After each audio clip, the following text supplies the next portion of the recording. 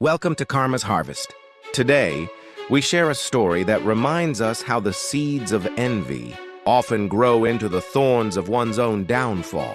In today's tale, a mother-in-law attempts to humiliate her new daughter-in-law by sabotaging her wedding dress, only to realize she accidentally threw away a fortune. The air in the bridal suite was thick with the scent of lilies and expensive hairspray. Evelyn sat before the vanity, her heart fluttering with the kind of joy only a bride can know. For months, she had planned this day a celebration of her love for Leo. But for Beatrice, Leo's mother, the day wasn't about love, it was about control. Beatrice had never approved of Evelyn. In her eyes, Evelyn was a commoner who had somehow cast a spell on her son. When she learned that Evelyn's wedding dress had been a gift from her reclusive, wealthy aunt, Martha, Beatrice's bitterness reached a boiling point. She couldn't stand the thought of Evelyn walking down the aisle in a gown that would make her the envy of the city. 2 nights before the wedding, Beatrice stole into the bridal suite at the estate. She saw the garment bag hanging prominently. To her, it looked like any other expensive silk, dress overpriced and unnecessary. In her handbag, she carried a replacement, a $60 polyester knockoff she had ordered from a questionable website, designed to look vaguely similar but feeling like sandpaper to the touch. With shaking hands, Beatrice swapped them.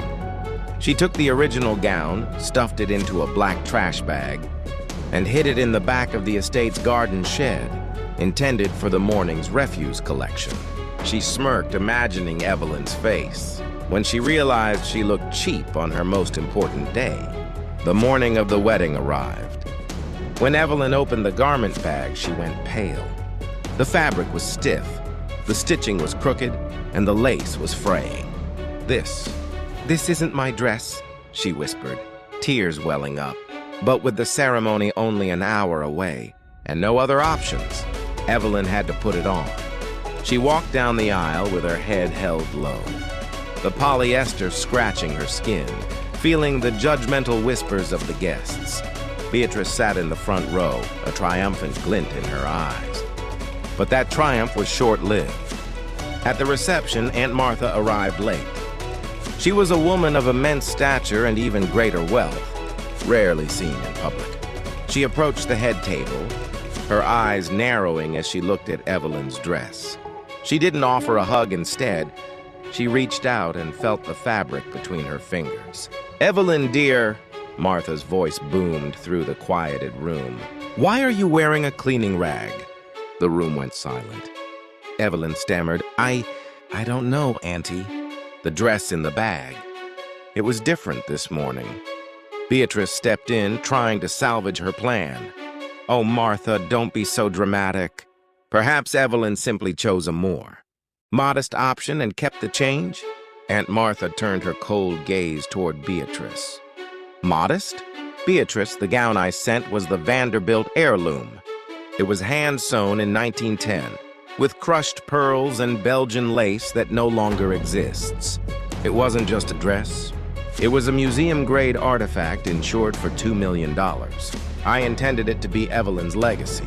The gasp that rippled through the room was deafening. Beatrice's face turned a ghostly shade of gray. $2 million? She had thrown a $2 million masterpiece into a trash bag. "I found this in the shed," a voice called out.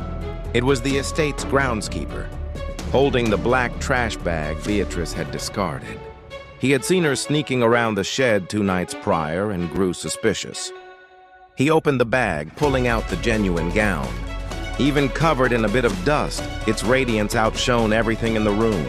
The groundskeeper continued, "I saw Mrs. Beatrice carrying this bag to the bins on Thursday night. I thought it was strange for the mother of the groom to be doing the chores." All eyes turned to Beatrice. The silence was no longer curious, it was predatory. Leo, her own son, looked at her with a mixture of horror and disgust. "Mother, tell me you didn't," Leo said, his voice trembling with shame. Beatrice tried to lie, but her stuttering gave her away. Aunt Martha didn't wait for a confession.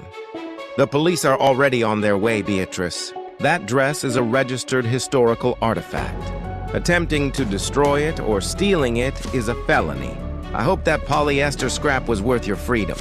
Beatrice was escorted out of the reception in handcuffs. Her screams of, "It was just a dress," echoing through the hall. Evelyn, with the help of her bridesmaids, quickly changed into her true gown. When she emerged, she didn't just look like a bride, she looked like royalty. The harvest of Beatrice's envy was a cold cell and a ruined reputation.